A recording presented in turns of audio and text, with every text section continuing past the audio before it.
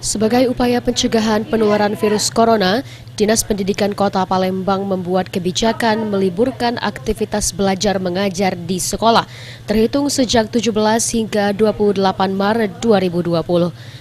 Namun kebijakan ini tidak berlaku bagi siswa SMA maupun SMK di Sumatera Selatan.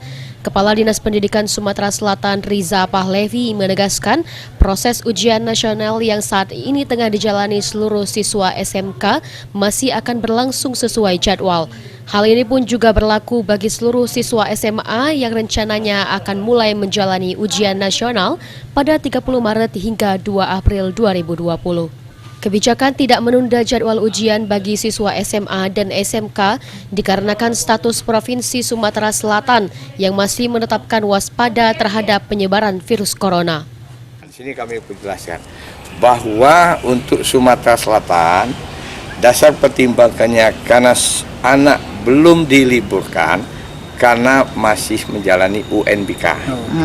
Diperkuat yang kedua, pada pelaksanaan ujian nasional ini kan diatur dari Kementerian Pendidikan dan Kebudayaan itu ada surat edaran dari BSNP, Badan Standar Nasional Pendidikan, nomor 114. Halnya tentang pengaturan penjadwalan ujian nasional di viral yang sekarang sedang ngetopnya wabah virus corona.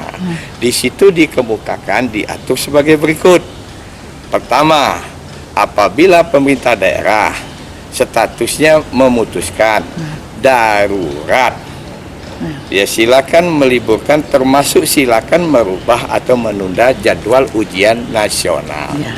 Yang kedua, apabila pemerintah daerah tidak statusnya tidak darurat, ya kan, maka ya liburnya itu dapat dikatakan ya tentatif, tapi UNBK-nya atau ujian nasional tetap sesuai dengan jadwal yang telah ditentukan. Nah, yang ketiga, pada rapat koordinasi kemarin, pemerintah daerah bersama Forkompinda dan seluruh mungkin rekan-rekan wartawan hadir. Di situ kan status sudah disepakati bahwa status kita bukan darurat, status kita apa? Waspada. Nah, dengan status Apabila pemerintah daerah menetapkan status wilayahnya darurat dan meliburkan siswa, maka ujian nasional ditunda untuk diatur jadwal lebih lanjut.